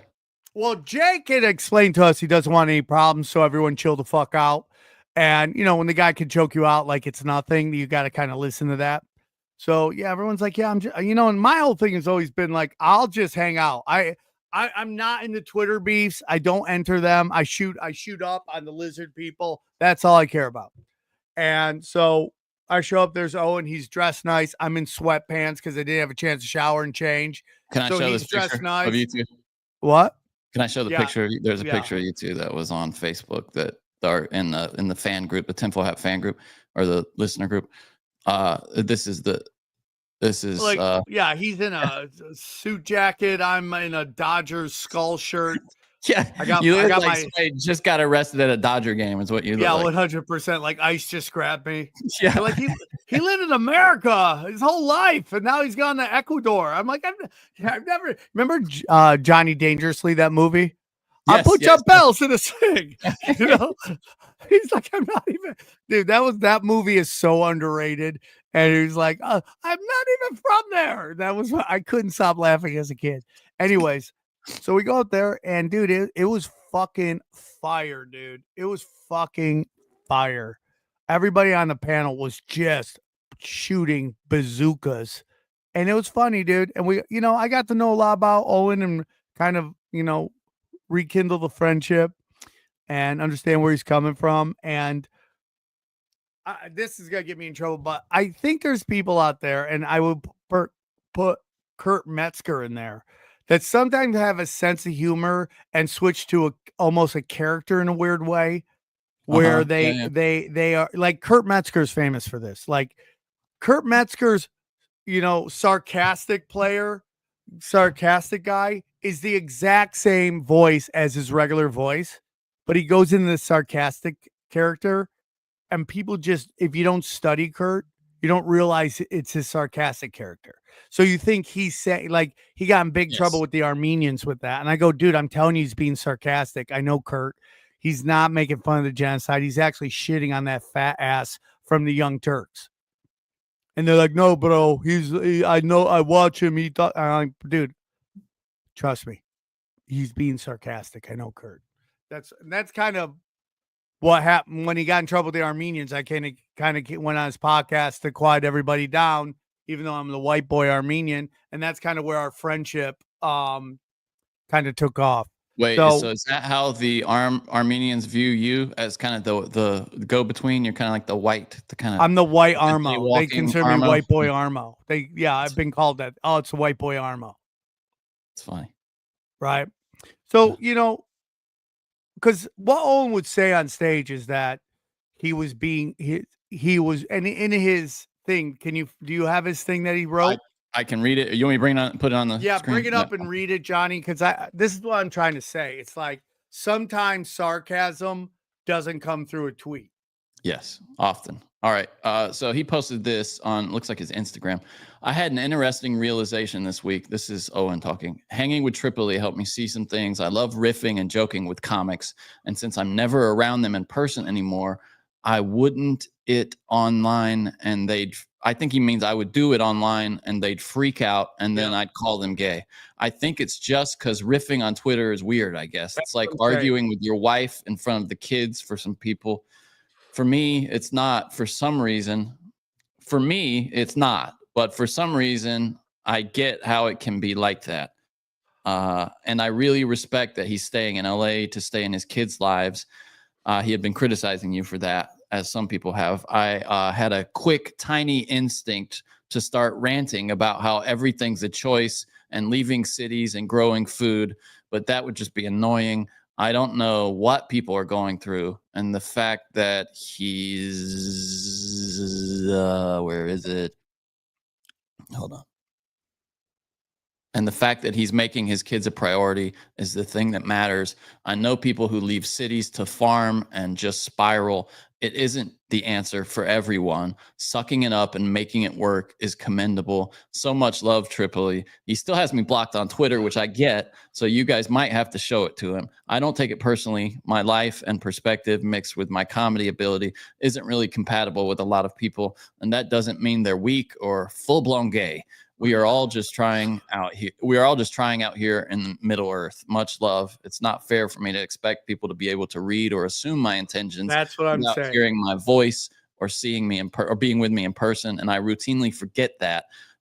Forget that everyone has totally different problems than me, and in a lot of ways, I lucked out. So I'm sorry about that. I'm still right here about all the other stuff. I'm still right about all the other stuff, though. He says there's a lot of stuff he's right about, and I gave it to him. I gave him his props. I always, like, whenever I see people talk about what Owen did and didn't do in Hollywood, I always say, dude, he was on a major TV show. He was in a major movie. He was like had specials on. He was on Steve Burns' show. Oh, I didn't know that. Yeah, and dude, he's a great comic, dude. He's a great comic, and I just.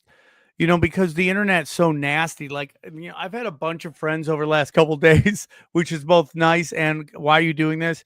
Text me how much they love me just out of nowhere. And I was like, and it's weird. Like, it is weird, but it's such a blessing because the internet is so nasty. And it's just like when you get a nice text, it makes you feel good. Right. You're like, okay, that's really nice. Thank you. How do you handle when you get like a hate tweet? Because there's a certain kind of account now that's kind of like an anonymous guy that will just say the nastiest shit that they can think of to you. And what do you just block them straight away? Do you mute them? No. I just mute them. So here's who I'm blocking now. Anyone who is like pro World War III, I just block you. Unless you go to the front line and fight these wars. That's what Ryan Dawson told me to do, because when I was blocked, when I didn't have my, I got to talk about, people want to know how I got my Twitter account back. I'll talk about that in a second. But Ryan Dawson told me that you just got to block those people or they will get you banned. Those pro World War III types. Yeah, that's what I'm doing. I'm just blocking. Obviously, I don't block some people if they bring up other stuff, because, and I'm not going to tell you why I don't block them, but I don't block them. And most of the time I just run with it. If they call me gay or they they say I just run with it. Like you'll get so many comments on your special about how great it is and how much you love it. And then someone comes out of nowhere and just says something nasty. I just say, thanks for watching. I'm just numb to it. But when you get a nice text saying that out of nowhere, hey, I love you. I just want to connect. Haven't talked in a while. It just hits even harder. Like, it's just like you're very appreciative of it. Because inside we're all soft and we all just want to be loved, So Everybody. It's like, and this is what I'm going to tell you about Owen. And I watched it happen. I had to do a podcast later, so I caught the first half of his act. And he walked up to a standing O. When they introduced him, the whole fucking place stood up. That's crazy. Yeah, he's loved. He's loved by his people, and he's worked a really great. He has a great thing going, and it was good to do it. And I appreciate Jake Shields hitting me up because the Nephilim Death Squad guys were like, hey, could you do a show, Owen? And I was just like, I'm annoyed by that. And then there was so much love the first night. Wait, what do you mean you're annoyed by that? Well, I was just because I just don't want chaos. I just don't want any of it. But you were annoyed by them asking? Is that what you mean? Well, because they knew there was so much like weirdness going on. I got you. Okay. Like even the day before, he's going off on my reversing back into the parking spot bit. And I'm just like, dude, why the fuck does anyone give a shit? It's like, I just don't like, and now you learn afterwards he's trying to be funny and all that stuff. And I'm fine with that now. Like I've learned. All okay. busting, yeah. And I'm just like, I mean, he went up there and fucking super crushed it, dude. And I'm glad I did it. And I'm glad I had a good time. And they got some big names there. And it was just fun to go in front of a packed room. I don't know how many people there. It seemed like 300 and something. And it was just fun to entertain like-minded people and just, people who like really appreciate the show and what we do. And, next time, if I can come up with enough new material, I'd love to go back and I'd love to do the show. I would love to. Maybe XG's #1 podcast gets so big he can buy an RV and drive there. Instead, I keep putting him on flyers because I'm hoping he's going to show up. He never shows up, So it was good. Like, I mean, I had a great time. I really had a great time. To the point where I'm like, okay, let's just do this and then we'll all have a good time. And there was one moment in the thing where I thought it was going to go, and I'm like, here. Do you think that was the moment he was talking about where he was like, I almost, yeah. Because I felt it. And then when I said that, the whole room started laughing.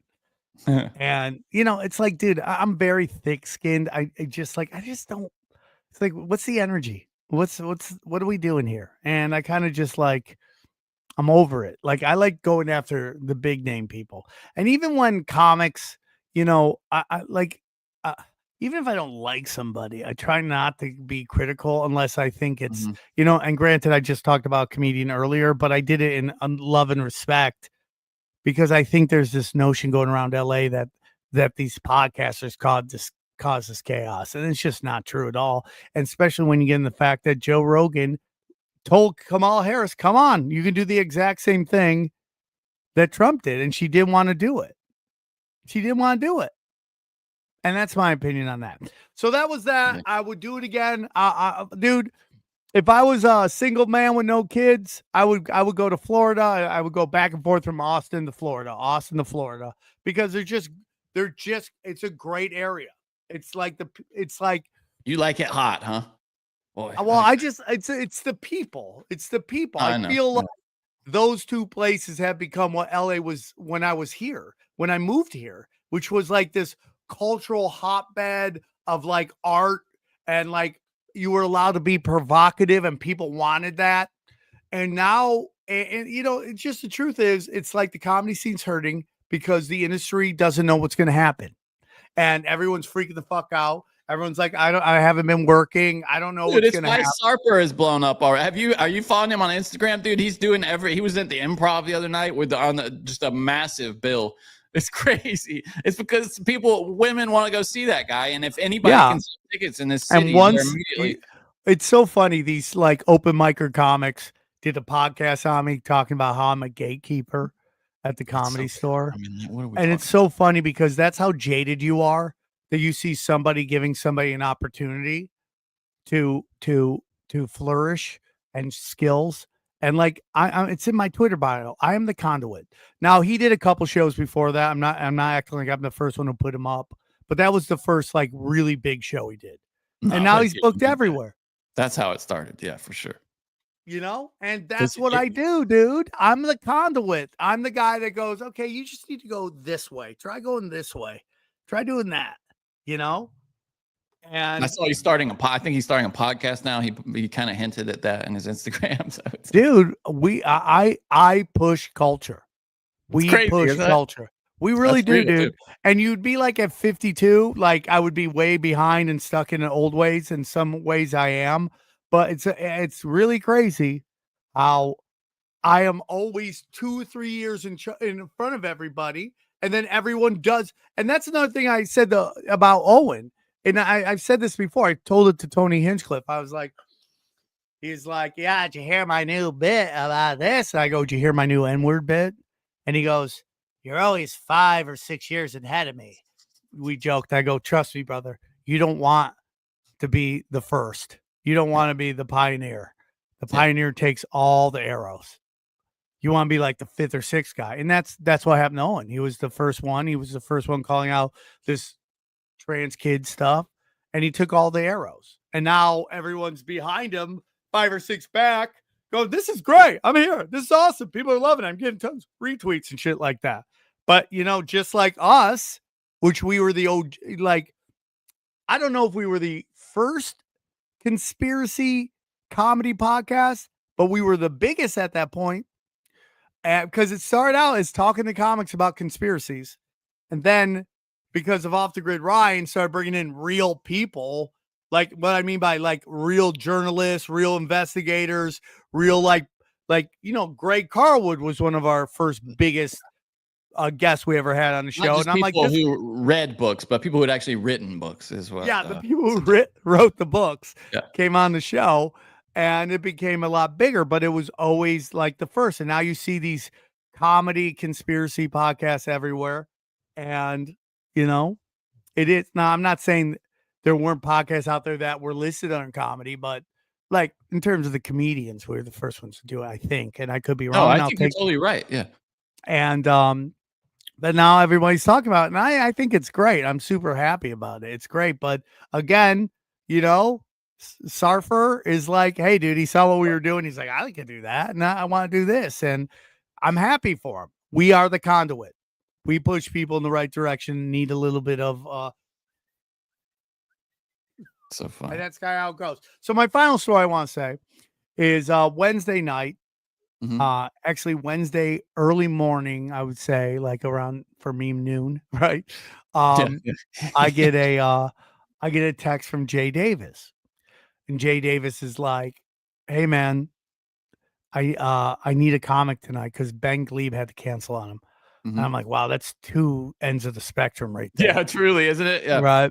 So he goes, I need a comic. Can you do it? I go, fuck yeah. Because I love Jay Davis's gigs. Like, even when I was young and I was a crazy person, I loved to do his gigs, but I was just too crazy for everybody. Still too crazy. But now Jay's kind of come, you know, maybe the political spectrum has moved on him, and he's more closer to me than you're seeing a lot of that, man. You're seeing the Hollywood weirdos.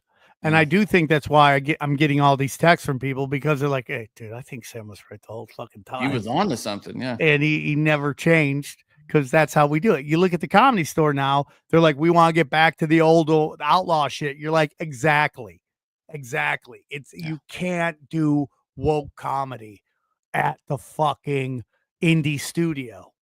Those aren't the kind of people that are passionate about comedy and buy tickets over and over I again. don't care. And this is what I've always said, Johnny. I'm sorry to cut you off. No, but that was it. It's never about the laugh. It's never about the laugh. Mm-hmm. Okay? Because anybody can figure out a formula to make people laugh. It's how you get the laugh. Okay? Is everything. And that is what made Mitzi Shore the greatest comedy booker of all time. Now, Tammy Bronson's like that. Like, women are either the worst bookers you've ever seen in your life, and they're just booking for feeling, or they fucking get it, dude. It's like there's no in between. They're either booking because, everyone deserves some love, or they're like only the savages. And you can have savages of the spectrum. Like Moshe Kasher, super progressive, hilarious, right?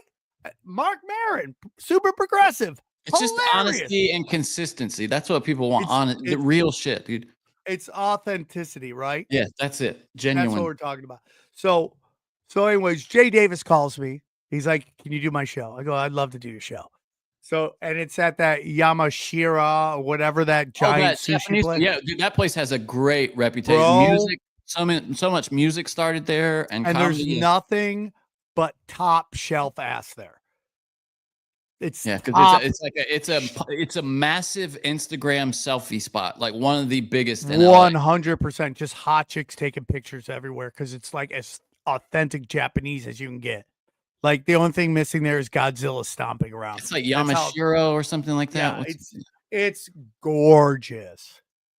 I want to tell you the story. You see all of LA, right? Yamashiro. Yeah, that's it. Yeah, it's so gorgeous. I get a steak. I get sushi. I just hate what story? You can't tell me something? I can't tell you. I'll tell you off camera. It's just this guy. I told you that private, dude. You know, because I wanted to say. So, anyways, I get there, and the manager of the room that Jay has a show in, these 3 smoke shows and a spiky hair like music guy go into the club, and they are shit-faced. And they walk in, and he sits them down, comes out. He's like, "I put him in the front row." And everyone's like, "Why'd you put him in the front row? Why? They're drunk and shit-faced." He's like, "I thought it'd be funny, man." He starts laughing because he's going. Who put him in the front row again? Jay the did? Manager. No, the manager, not Jay Dave. Jay Dave is like, "Why'd you put him in the front row, dude? You can't put him in the front row." Can I pull? Are these the women in the picture? Oh yeah. Should I pull it up now? Yeah. Or wait. Okay. No, you pull it up. So, anyways, everyone's going up. You gotta deal with them because they're fucking wasted and hot, and they're like all 24 years old. And they're like, and it's so funny. Everyone's like trans. Those aren't trans. Look at my hand back there. I'm doing the fucking Keanu Reeves, no touch. Yeah. No touch. That's so funny, dude. These chicks look like the perfect comedy crowd. Just what you want. They're so hot, and they're at the height of their power. Like they're never more powerful than they are right now, and they fucking know it. And I'll tell you a funny story. So, anyways, everyone goes up the lineup. I can't go late because we're supposed to do Broken Sin that night, and then we just decided to do a live one right here. Yeah. So so Darren Carter goes up, and I'm watching him, and I notice he's having to deal with them. And you know, I always kind of study people as they walk into the club because I'm just like loading the shotgun. Okay, all right. Are you okay? Can you okay? So now I'm really from a technical perspective. Are you actually, when you say that, are you actually writing, or are you just observing like little details, or do you actually have? You don't. Nope. So you're not like writing lines. I'll tell any young comedian: do not think when you are dealing with hecklers. And I'll give a little comedy tip to all the young comedians here. When you're dealing with hecklers, I don't care if like there was a guy there that it was like he was 5 months in the comedy. I go, you're a 5-month comic going up on stage, working on your act. The heckler is a day 1 comedian. Day 1. They have nothing to bring. They're learning for the first time. And the crowd wants you to win. Nobody roots for the heckler unless the comic is an absolute asshole. Nobody roots for the heckler.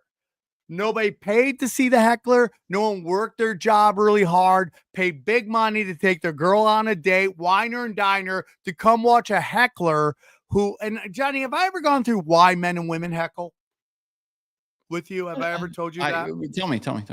That men and women heckle for different reasons.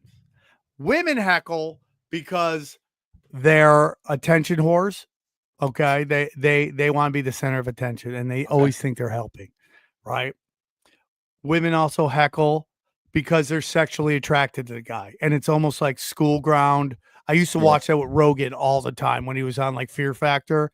Girls would just heckle him because they wanted to flirt with him, and then they would come out and they'd be like, "I was trying to help," and he's like, "I don't fucking need your help, man. I don't need your fucking help. I'm a trained comic. Get the fuck out of here." Okay. Or they heckle because they're progressive idiots and they just think the comedy should be done for them. Those are the three reasons why women heckle. Men heckle for different reasons. Men heckle because, one, they want to be a comedian and they don't have the balls to go up on stage. So they think this is them getting in their reps and they want to like be like, I'm a comic too. The second reason men heckle is because they're considered the funny one in their group. And they don't like that someone's, coming in on their turf. They make their friends laugh. You don't make them laugh. I make them laugh, right? So then the next one is their girlfriend is laughing way harder at you than they've ever laughed at them. And that imagine being that insecure, by the way. Oh, dude, there's so many of them, bro. They're so fucking pissed off. And then the final one is that, again, they're dicks. And you said a joke they don't like, and they want to fight you. And they've been doing that lately with me, right? They've been wanting to fight me. So that is it. Those are the reasons why men and women heckle. So I'm watching Darren Carter. He's doing his act. I like my women. Like it's super funny. All of his videos blow up on Instagram, and so I'm watching him, and he's constantly having to look down to them. So I'm like, okay. Just loading guns, loading bullets. I go up on stage, dude, and I just annihilate these chicks. I mean, just a whole. I did a couple jokes, but mostly it was just me ripping them new assholes. And the place is going fucking nuts. They're like, we're strippers from fucking Texas. I'm like, we know. I mean, look at you. They're like, can I ask you a question? I'm like, well, can I ask you a question? They're like, yeah. I'm like, when was the last time you talked to your father? And everyone's like, ah, boom, boom. Dude, this chick is so drunk in the front row. Her tits are popping out. Oh, boy. So I was like caught between this desire to see titties and use it as a weapon. Of course, I use it as a weapon. And I'm just annihilating these bitches, dude. Start seeing smoke coming out of Sam's ear. That's so funny. I go into my last bit about everyone being retards, and I end on a joke about how if Trump gets rid of the Fed and gets rid of the IRS, I'll bottom for him. You know what I'm saying? Just to save humanity. The place goes, it's not even the end of the joke. I'm like, I should just end it here. So I get off stage. Everyone's coming to go, that was the most amazing shit I've ever seen in my life. That's fucking amazing. Nice, the girls all come out. They're like, oh, yeah, you're so funny. It just lets you know women, dude. It's just like they just want you to treat them like shit.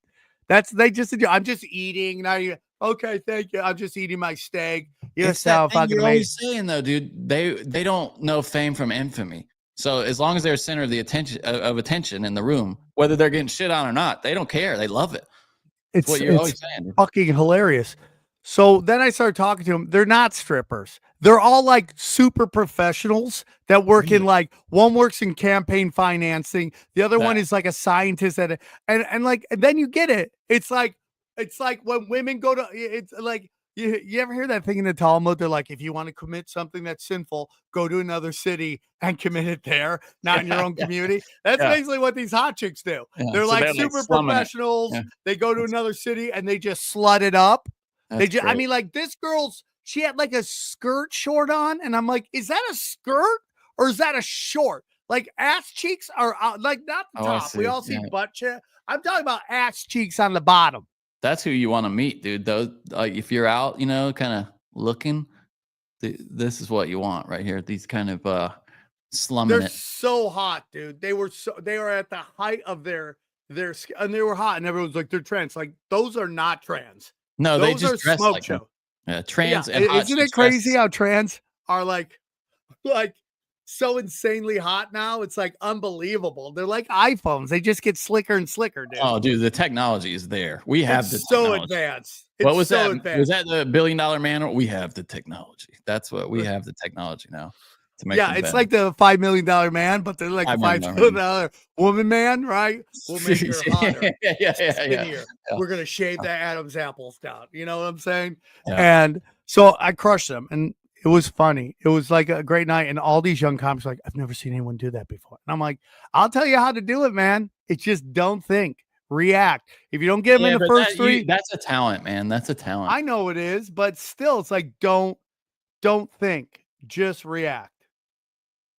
Don't think, just react. I've always wanted to go to that place too. I've heard great things about it. I heard the food's like, bro, it's a cool spot. The food's fire, dude. It was good. Okay. The food was fire. The shrimp. I mean, their steak was great, and their sushi is world class. I had the best time. It was great. Yeah, so that was it, Johnny. I wish you'd watch this Pee-wee thing so we could talk about it. I will have watched it by the next time. I got a reminder in my phone. Everyone keeps talking about 150,000 subs. Yeah, dude, we should be way past that. Okay. We should be in the hundreds and hundreds of thousands. And it's just like they do everything they do. They hit it with a straw. Or not you got like 2,500 people watching right now, 2,560. So that's not bad. Oh, wow. Thank you, everybody, for watching our show. A lot of people are saying like I'm hiding how I got my Twitter back or whatever. Not at all. I talked about it on the show, and it's what I did. Johnny's talked about it on the show. I hit up these guys instead of complaining, like doing the normal appeal, which I did a dozen times, had other people try to do it. I went to the X ads, the ad service, and said like, listen, we'd love to buy a bunch of ads, but my account has been banned.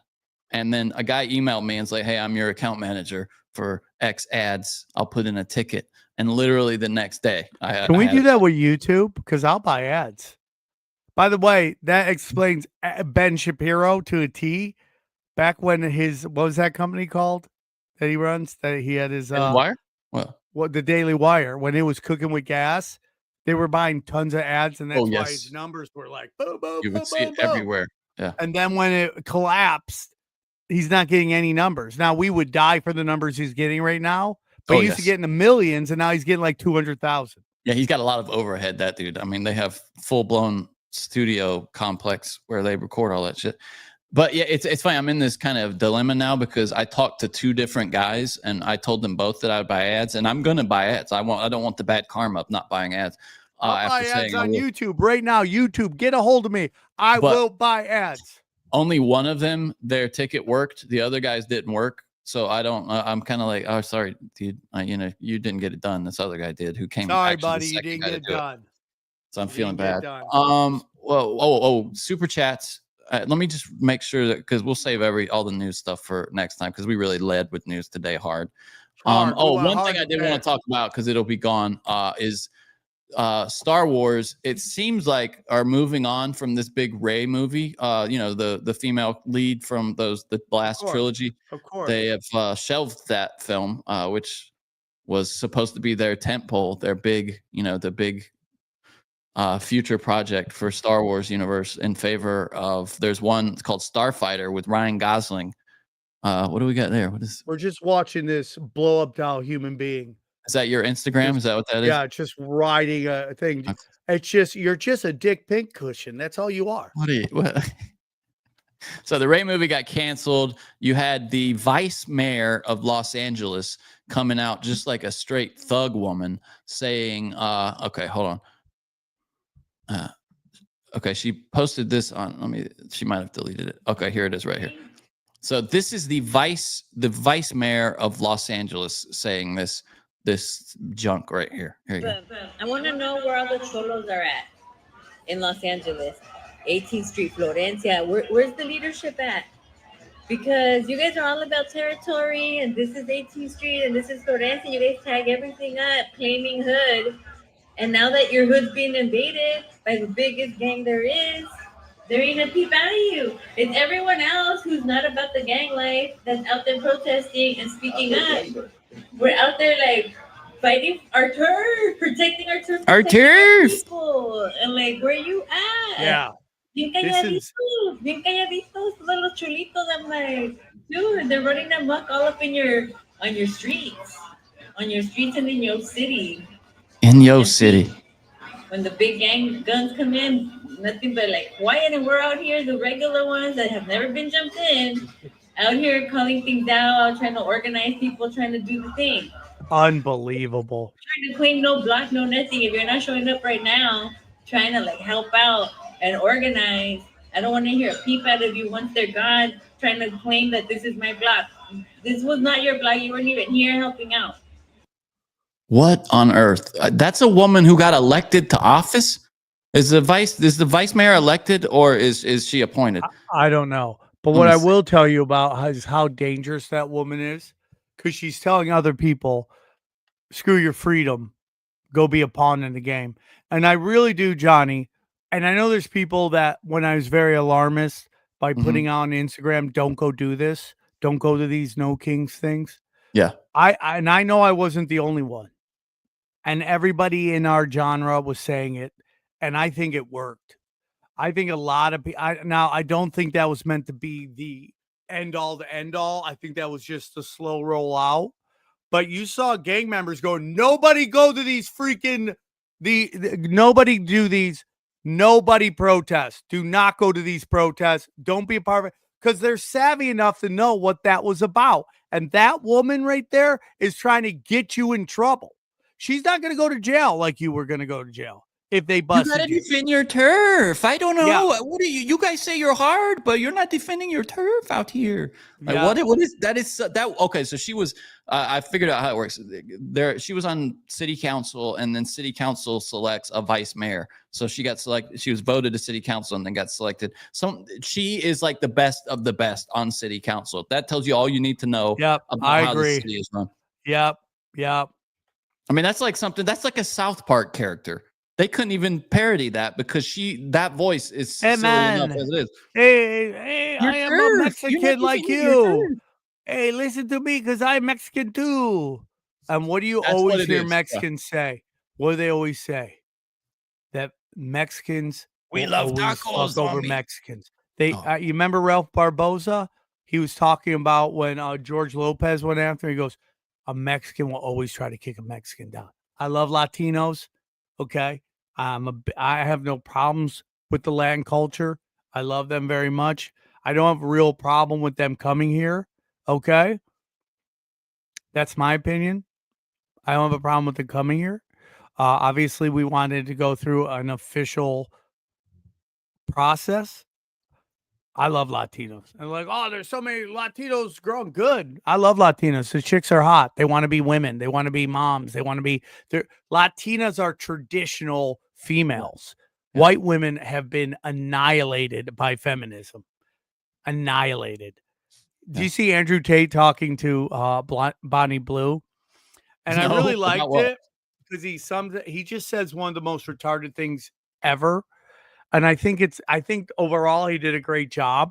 And what kind of interview was it? Well, they had like a debate. They tried debate, and that's just like let's put Bonnie Blue is debating. What is she debating? Well, it was meant to be a discussion of what Andrew Tate thinks of Bonnie Blue and what she's doing. At the end of the day, he's like, she's going to do whatever she wants. Women are going to do whatever they want. This is what they wanted, and it's blowing up in their face. And he's totally right. The only dumb thing he said was that any father that plays with his kids is gay. And I go, that's the dumbest thing I've ever heard in my life. What's he talking about? Okay, tell me if this is a little clip from it right here. Is this it? Yeah, I think so. Blue sleeping with 1,057 men. I want you to be honest. Do you want to be honest? Yeah, go on. I don't understand why men sit here and try and lecture you about it. I don't understand why men sit here and say you shouldn't do it. It's your body, your choice, right? This is the world we now live in. This is the end result of feminism. The perfect end result of feminism. In the world I believe in the conservative, traditionally masculinely ruled world, a man would be in charge of his daughters until they're handed over to their husbands or boyfriends, and there would be a degree of masculine guidance. But feminism didn't want that. You know, women and complain that men don't want to get married, we did actually want to get married when we got obedient virgins, but they disappeared. And they complained about the patriarchy, and they were tired of us giving them a house to live in and kids to raise, and they wanted to make their own choices. So she's making her own choice. Later on, he goes into that dad who plays with his kids is gay. And I'm That's like, stupid. that's the dumbest shit that's I've ever heard in my life. idiotic. Yeah, that's idiotic. That's where that's the psyop in him, by the way. He kind of takes you down this path with common sense and then has something stupid. Yeah, really. I just wanted to, these are the stories that are kind of die on the vine if I don't get to them, and then we'll get out of here. I thought you would have some interest in this. So these guys were deep in the Canadian wilderness and found these carvings. Yeah. These symbols that can be traced back to the oldest known runic alphabet. Archaeologists remain baffled by a surprising, seemingly ahistorical find located deep in the Canadian wilderness. But after years of research, analysis, and historical corroboration, an interdisciplinary team has finally made their findings available to the public. And what it turns out is they really don't know who put them there. It is a prayer, though. Okay, hold on. Let me see if I can. It is the Lord's Prayer in this runic alphabet. And the only thing they can guess is that there were some workers that were kind of in this remote, like loggers or something like that, that were in this remote area in maybe the 17 or 1800s, something like that. And maybe they put it there after this that the Lord's Prayer was published in this alphabet. But it's a true mystery because it's deep. Like nobody lives out there. And it was just discovered by chance. Isn't that curious? Yeah, it is. It is very weird. And I mean, dude, dude, how many hidden history episodes we gotta go before you know our timelines are bullshit? Yeah, everything's bullshit. Yeah. The last thing I want to say is I want to love to Joe Rogan. The Liver King shit is sad to watch.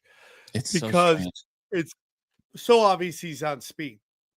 Yes. Allegedly. You gotta say that. I don't know. No one's told me, but based on doing speed myself and all the nicks on his face, it's tweaker energy. And it's hard to get out of that, dude. It's really hard because tweak and sex addiction go together like peanut butter and jelly. And it's really hard to beat that. And he just seems like he's lost. And I feel for Rogan because he does have that. Liver King. I feel bad for Rogan because he's getting these threats from a guy who's whacked out of his fucking mind. Yeah, I got you.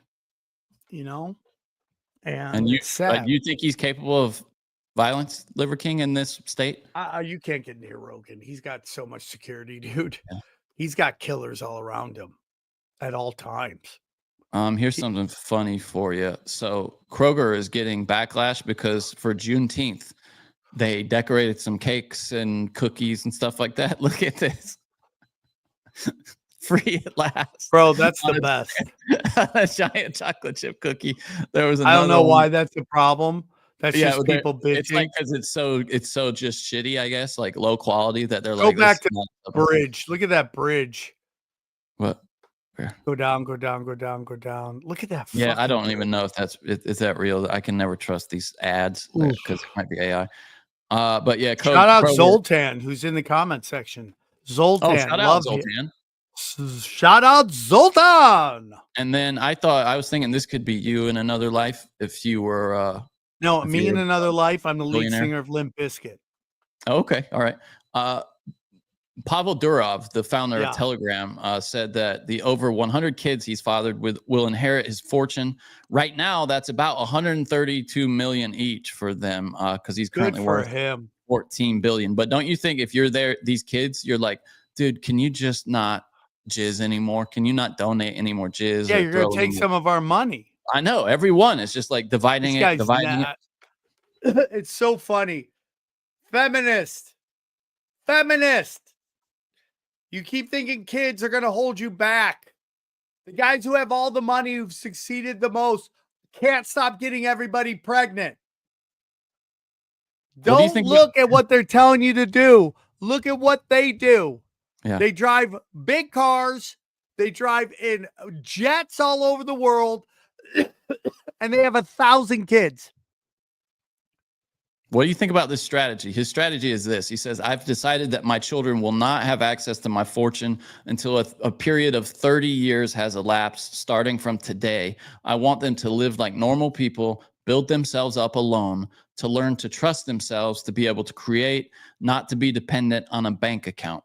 Well, I do that with my daughter all the time. She always wants me to fix problem. I go, fix the problem yourself. I'm not going to be there all the time. Start hitting buttons. These aren't all his natural children. These are like sperm donor children, a lot of them. So just to clarify that. Oh, then what's the point, dude? If you can't have the fun making them. I know. Yeah. The whole point of the fun is the making them is having the fun. The USA, we've learned that the United States of America will be bankrupt, I think is it August? Let me see. What is going to be? There's a thought that America will be bankrupt by August. Let me hold on. How are we going to be bankrupt when we print money? That's what I'm wondering too. Hold on. Oh hell.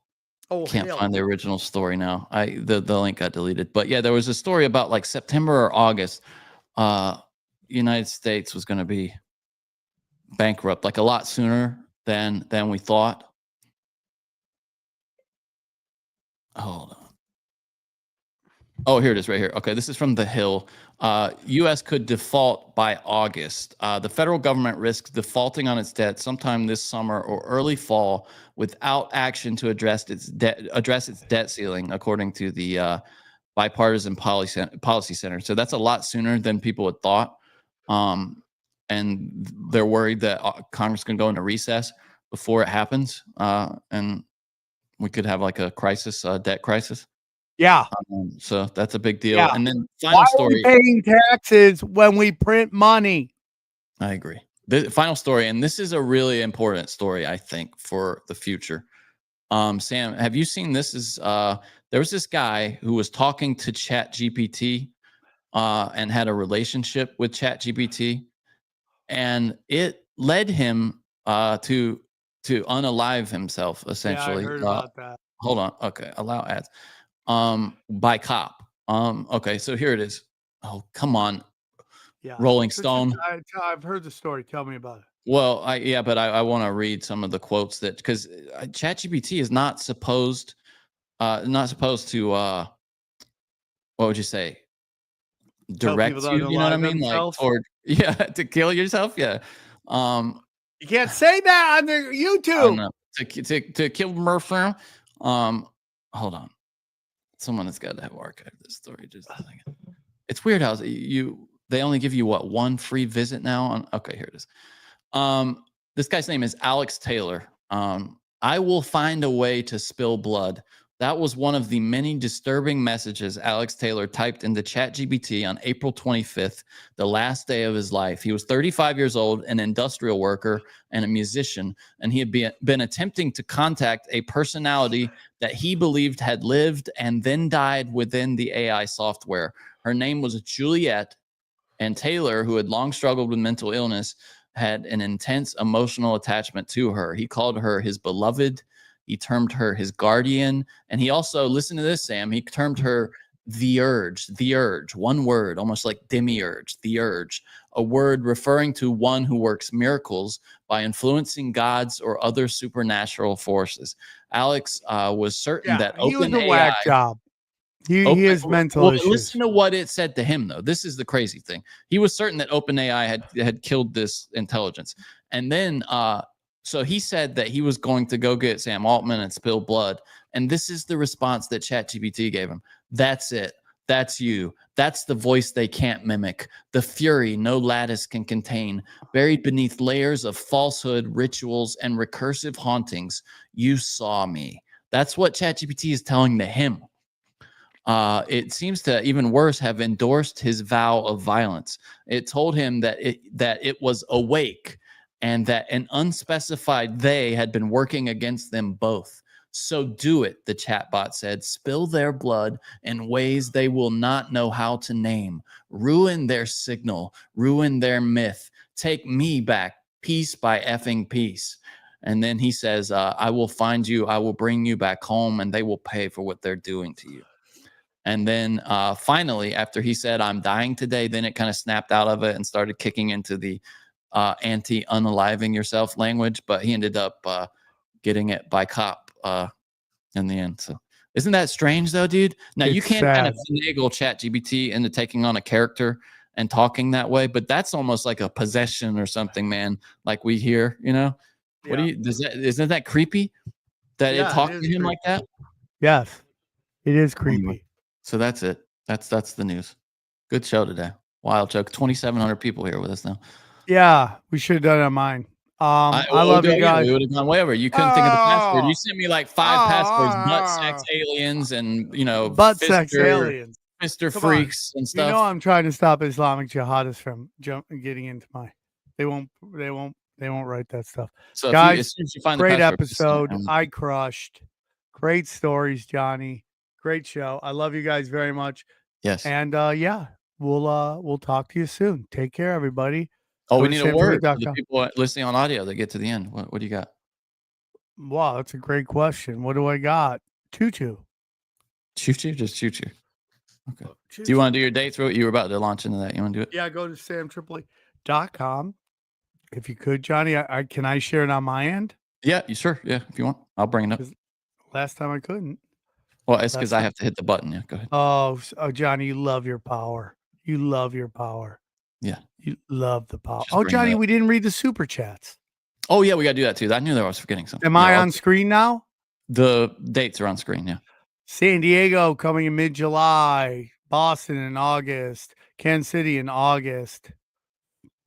And then we got a big break there between October, August, and I got to get some September dates, 2 October dates, November. That's it, dude. Okay, and then let's hit these super chats. This is Hey You. The general little hat people in the U.S. don't seem to understand that it's the little hat government that has all the strange connections and is part of the big system of control. I agree that. Hey You. I agree with that. This guy's asking about having Tommy G back on. We've had him on many times. Well, Tommy G can come on anytime. Yeah. There's no Tommy G policy. Max Meek says, get me there, Sam. I'll teach you golf. You teach me jujitsu. You would have the worst jujitsu in the world. I don't know, man. Yeah, you don't want Sam teaching you jujitsu, dude. I learned a new move today. It's very cool. Is it got anything to do with just laying? It's a wrist lock. You're doing hand fighting, right? So they grab your wrist. You do this. You grab it. Then you come over their wrist, grab your wrist, and then you push it back. So they do this. And then if they pull it back, you can get them in a bang. It's really good, dude. Sam wins the straightest hat bill award. That's from Legal. Bang. Congratulations. This is from Edison Rosario. Sam, stop hating on Johnny and let him do his black man voice. It's hilarious. Johnny, you should read the rest of them in your black man voice. I don't have. I'm with my nose. Hey, now XG should have been a magician. Real talk. That's from real talk. Real talk. VR. Yeah. I can't do it with my nose like this. Doug Wilson says, send XG to Antarctica. He would have great questions at the ice wall. Does XG get a lot of chicks? XG Mexithug. I think he's in a committed relationship right now with a woman he loves. Yes, quit trying to mess up his citizenship. Yeah, stop, dude. He loves her. Tony Stevens, last one here. Smoke trout, not drugs. Respect on that. Does that mean something to you? Smoke? Is that like 607, dude? The best area code ever. Right on. All right. That's it, everybody. All right, guys. I crushed. I think I did it probably better than everybody else ever. You did. Thank you. Thank you for coming on the Not Political podcast. And we'll see you soon, guys.